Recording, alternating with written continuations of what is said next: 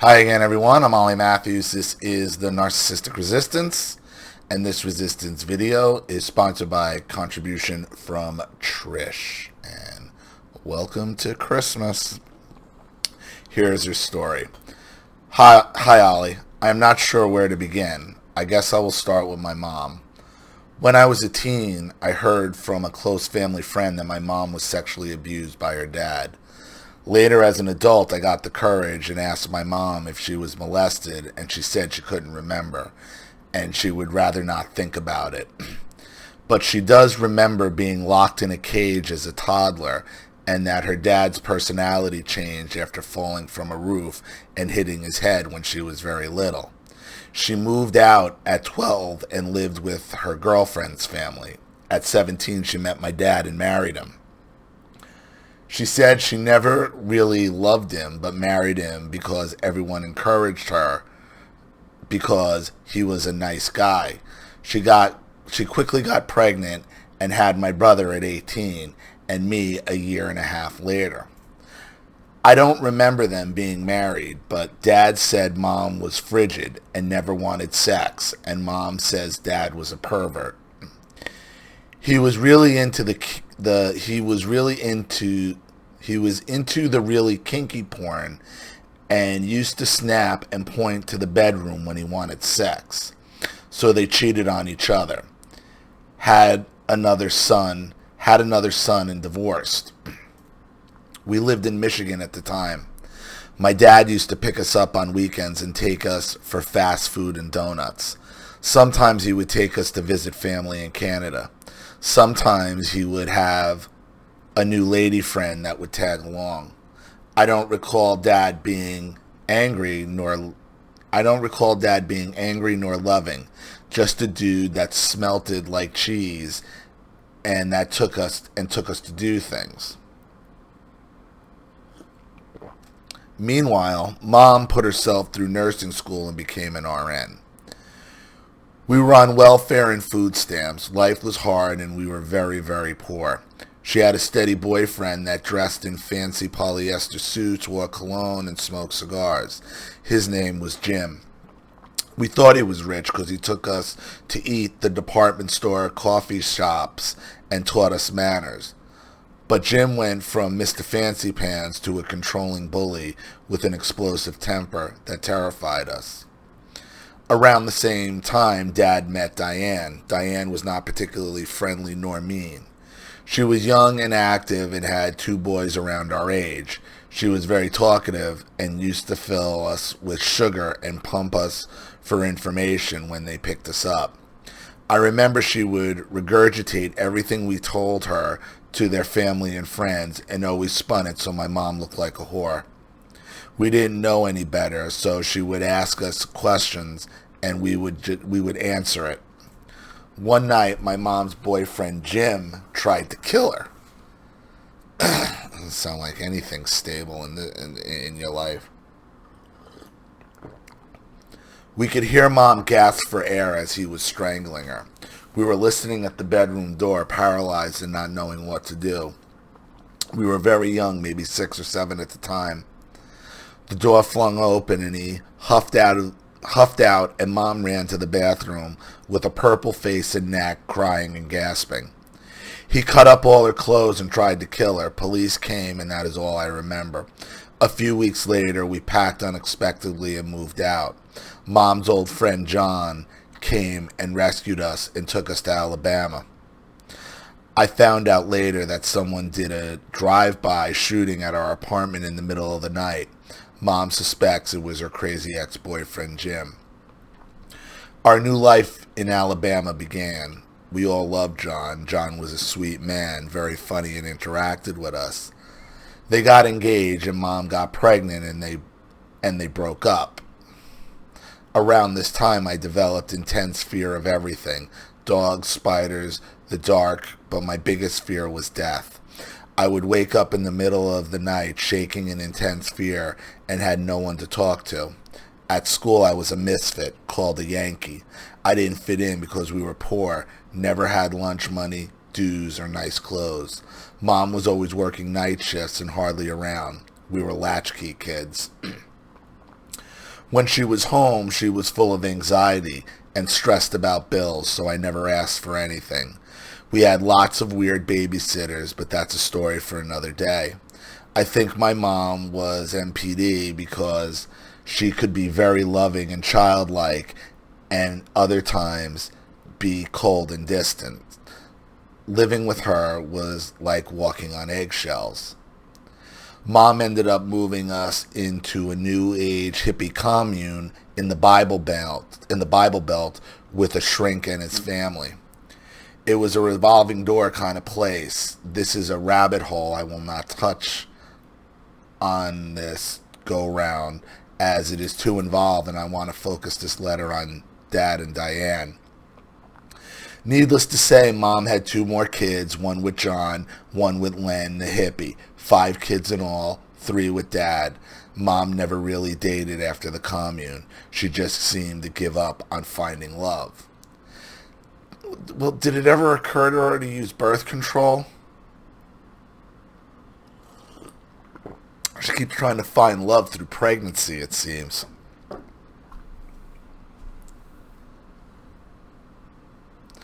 Dad and Diane would drive to Alabama and take us 3 kids to Michigan over summer break. Between my 2 biological brothers and 2 stepbrothers, I was the only girl. Diane continued to pump us for information and gossip, and Dad would privately ask me about Mom's love life. All the boys would gang up on me and tease me.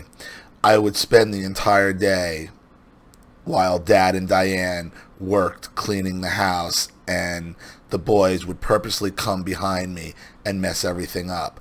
I would cry to the parents, and Dad would try to console me by taking me for ice cream. This made the boys mad, and they would torture me even more, like holding me down and farting on me, making messes, etc.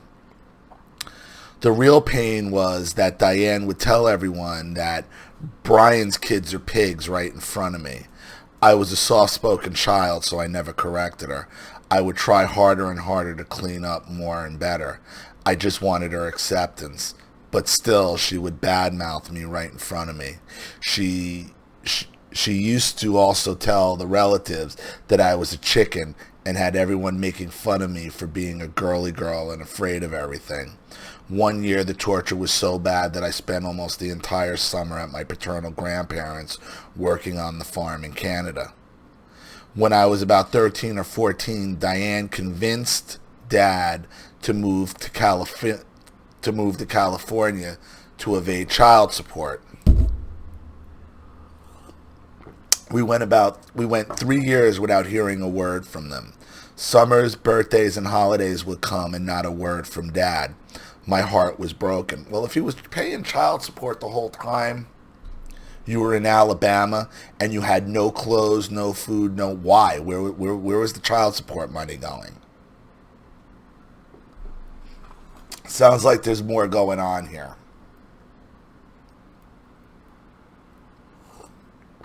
About a year or 2 into the dark years, my mom gets a package in the mail from California. It was a record of a country song. She got the gold mine, I got the shaft. Mom suspected it came from my dad and Diane. Meanwhile, we were eating government cheese and drinking powdered milk. Mom says to me, "So where's the gold mine your dad thinks we have?" Years later, I found out Diane sent it. She was bragging and laughing about it. Those years were hard. We moved from the commune, and Mom lived paycheck to paycheck. She was a single woman with 5 kids. Yes, she was a nurse, but that was a lot for one income. We never had normal things like new clothes and yearbooks. We were lucky to eat many nights. We went to bed hungry. Mom worked nights, so no one ever came. Listen, look. You're young enough or old enough where in this country it is nearly impossible to go to bed hungry. It's nearly impossible. I'm not saying it didn't happen, but it happened because of decisions your mother was making. If your mother was working as a full-time nurse, even with 5 kids, If you were going to bed hungry, it's because your mother wanted you to go to bed hungry. Your mother wanted everybody to suffer. Understand that. Diane and your father are pieces of shit, and they wanted to rub it in her face.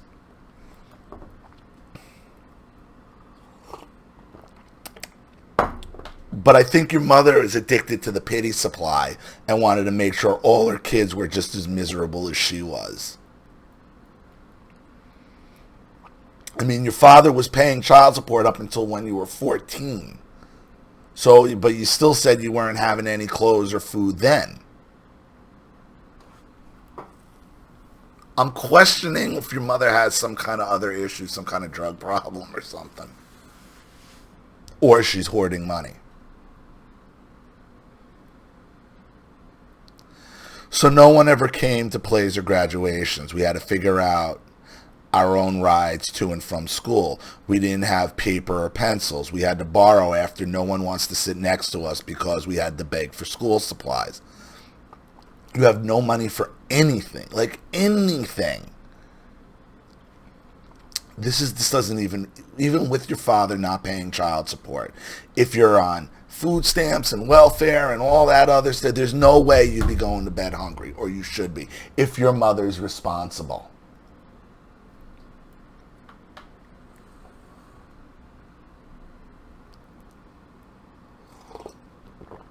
Around 17, Dad and Diane show up out of the blue to our school, checked us out and told us to keep it a secret. We were so happy to see them that we didn't say a word to Mom. I felt like I had no future in Alabama and wanted to come live with them in California. I just started working at Wendy's Hamburgers at the time, so they said I could, but I had to pay my own way and keep it a secret. So at 17 and a half, I saved money and bought a one-way ticket to California. I left a letter for Mom, and of course, my mom was deeply hurt. She called the cops, but the cops said I was old enough to decide for myself and did nothing. My dad was so happy that he would take me to work with him and then out to eat dinner with them at night with their friends. Diane seemed okay at first, but sometimes she would glare at my dad when he offered to pay for my dinner. I got a job in California on my first day at another Wendy's, so she felt I should pay my own way. When eating dinner with their friends, Diane would talk smack about my mom right in front of me. Here's what you're missing here, Trish. Your father married the same woman twice. Your father married the same woman twice. Just like Diane is obsessed over what money is being spent on you, so is your mother. I'm telling you, your mother took all that money. Your mother took, if you were going to school hungry and without clothes in Alabama, it's because of your mother's doing. And it's because what you're not realizing is Diane and your mother are the exact same person. They are the exact same person. You don't leave one and then go find a mirror opposite. Diane and your mother are the exact same person.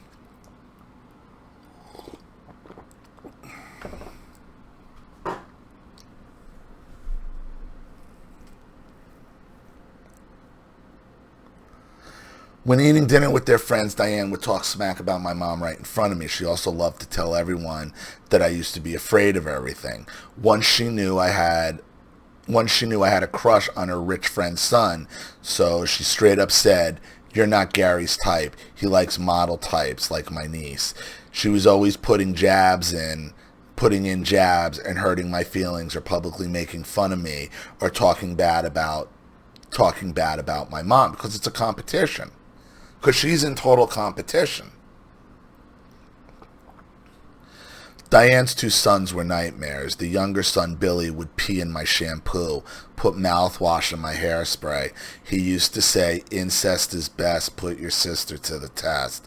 He used to break into my room when I was at work and steal my stuff. One time, he stole my moped and crashed it, and Dad and Diane did nothing.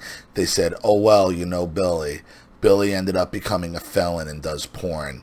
He is semi-retarded and his mommy pays his bills. Billy can't keep a job and is always fighting and in trouble with the law. The other son, Tom, is 55, and though he is college educated, he lives at home for free, and she praises him for having spiritual discernment. The guy sits in his bedroom all day playing video games. Diane tried to give Tom up for adoption because he was a minor, but her mother wouldn't sign the papers and ended up raising him until he was 10 and went to live with Dad and Diane. The second I turned 18, she started to charge me $300 rent and made me take over payments on my braces. I could barely afford rent, my own car, insurance, braces, my own food and toiletries, clothes, etc.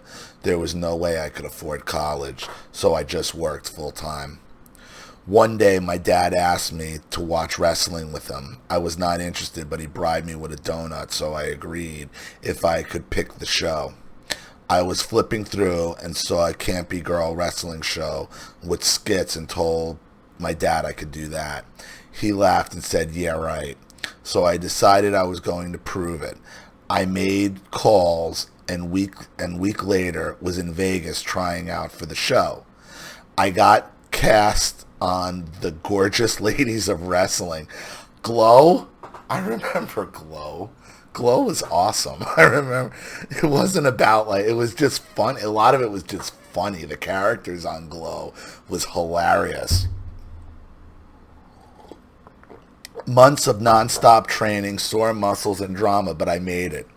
Around 6 months in on my first televised match, I tore my knee in front of a live audience. I stayed a few months, had surgery and rehab, but re-injured my ACL on tour.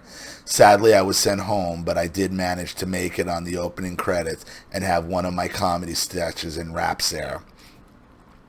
Upon going back to Dad and Diane's, Diane made it very clear to me and my dad not to discuss Glow with her friends because it was embarrassing. Fuck this bitch. Look, all she wants to do is sabotage you. She's just an awful stepmother. I forgot to mention back then, my dad and stepmom were into some pretty kinky stuff. My brother found some kinky porn toys, stack of swinger magazines, and dirty pics of Diane in their house. Diane loved to accuse my mom of being promiscuous, but my mom never had that kind of stuff laying around. She does have, she does have 5 kids with 3 different dudes. I mean, I'm telling you, your mother and Diane are more alike than you think. Okay, your mother and Diane are pretty much the same person. Your mother might not have been into your father's kink, but all he did was find a kinky version of your mother. That's all your father did.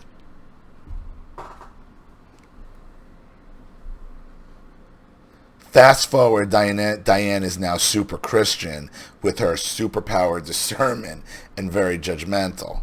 When I was in Vegas, Diane had my loser stepbrother Billy move in with her rich friends, the Hart family. They happened to have a mansion in Vegas. This is the same family that had the boy I had a crush on, but wasn't pretty enough for. The guy I liked called me up and invited me to dinner. I went thinking maybe I had a chance with him, but his family started to interrogate me about my loser stepbrother. I was honest and answered their questions did I know Billy was a thief? Yes. Does Diane know? Yes. They asked me questions and I was 100% honest. Apparently, Diane sent Billy there hoping they could turn him into a saint because they were kind of famous evangelical church family that she grew up with. They did not know he was a thief, and apparently Billy stole a lot of their heirlooms for drug money. When I came back to California, I was super depressed and got immediately knocked up with a new boyfriend. One day, Diane ripped into me saying it was my fault that her friendship with the Hart family was ruined because I told them that she knew Billy was a thief. She said I should have went to her first and covered for her. I finally spoke up and called her a bitch because I didn't do anything wrong. I told the truth. That was the only time I ever spoke up spoke up to her, but in my defense, I was hormonal and depressed. That night, my boyfriend and I ran away together. I knew if I stayed, life would be a living hell for me because I told her off and she would try to have me get an abortion if she knew I was pregnant because my child would be half Mexican and she hated Mexicans. So I kept my pregnancy a secret and sent them a baby announcement after my son was born. My boyfriend ended up being abusive and they had to come rescue me. I was young and stupid and took my ex back. 7 years of back and forth with my ex, and yes, Dad and Diane had to rescue me a few times. But you never went back to your mother, huh? Always Dad and Diane, never your mother. Understand, Diane is just a kinkier version of your mother.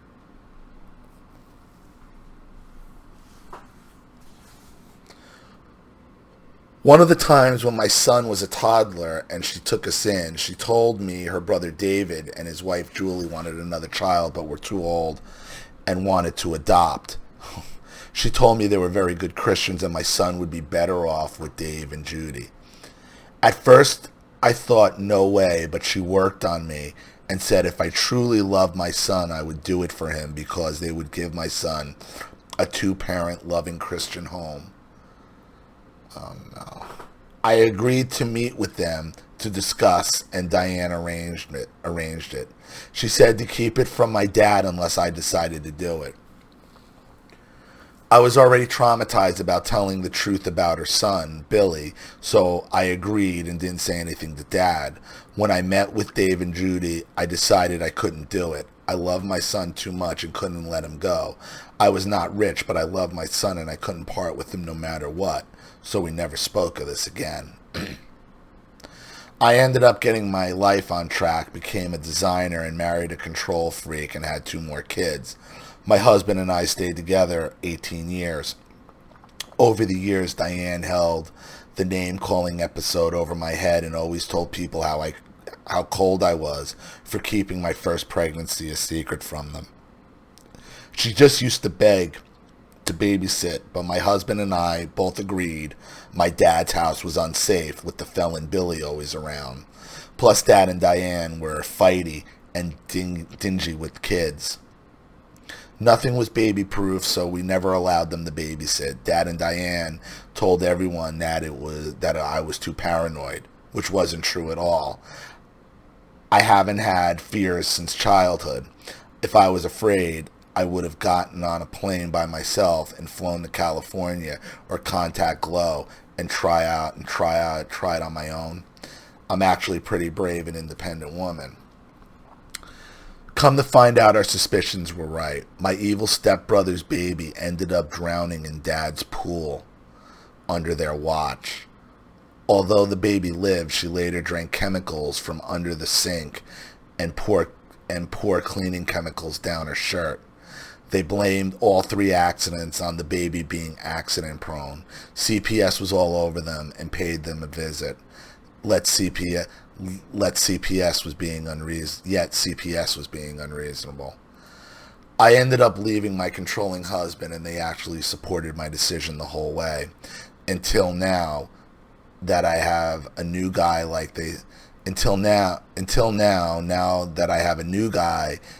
they like to say my ex was the best thing that ever happened to me.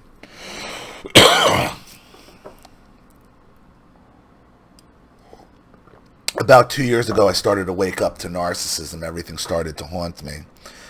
I got sick of her silly lies, and she lies about everything, stupid things, and I got tired of her always one-upping me. I am sick. If I am sick, she says her pain is worse. I got a new house, and she just frowned at the pictures and said floors were ugly. She always had that frowny face of judgment, always. Nothing I did was good enough. I confronted Dad and Diane about all the hurtful things, like abandoning us kids to evade child support. They blame it on my mom and the courts asking for too much support. All the hypocrisy with her kids versus us. Diane's oldest still lives at home rent-free, yet she charged me rent at 18. Understand something, Trish. 2 things can be true at the same time. Your mother could have been raking him over the coals for child support. Okay. And Diane is still a narcissistic cunt. Two things could be used.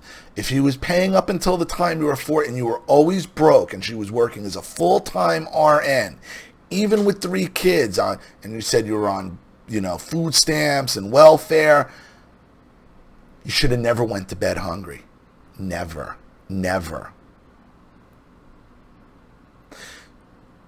You know why you put up with Diane? Want to know why you put up with the kinky version of your mother? Because at least you could eat at her house and your dad's house. At least you had some kind of control over your money, or even though they were constantly just trying to sabotage you, both your mother and Diane want to see you miserable. You have to understand, your mother and stepmother are the same person. Diane's just a kinkier version of her.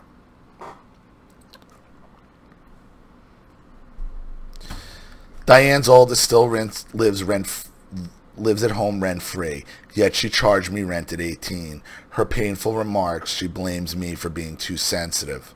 But the kicker is, I confronted her about trying to get me to give away my son, and she flat out denies it, and my dad believes her. For the past few years, they have told all their friends and my family that I am crazy and I made it up.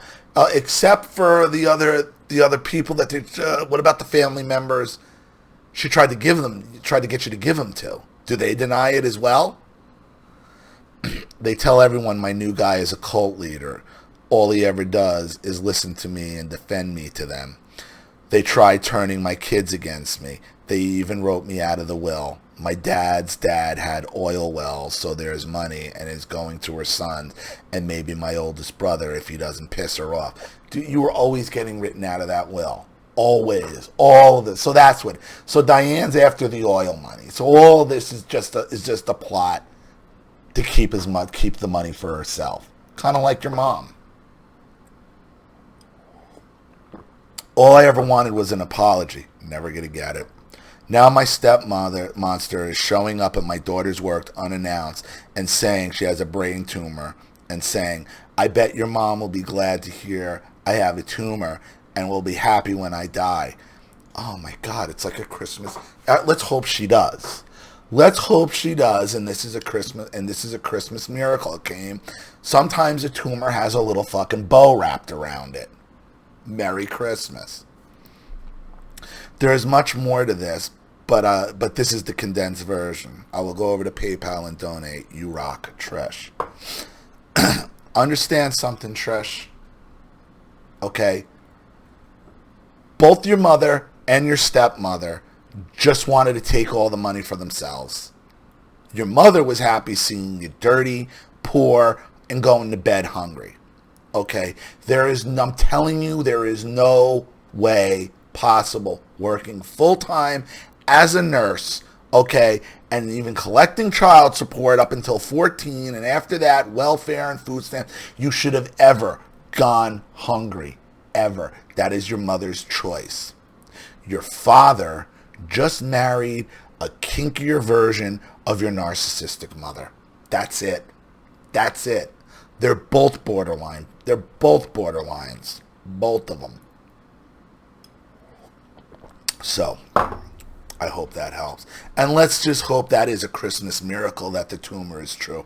But I wouldn't count on it. Look, nothing good comes from contact with these people anymore.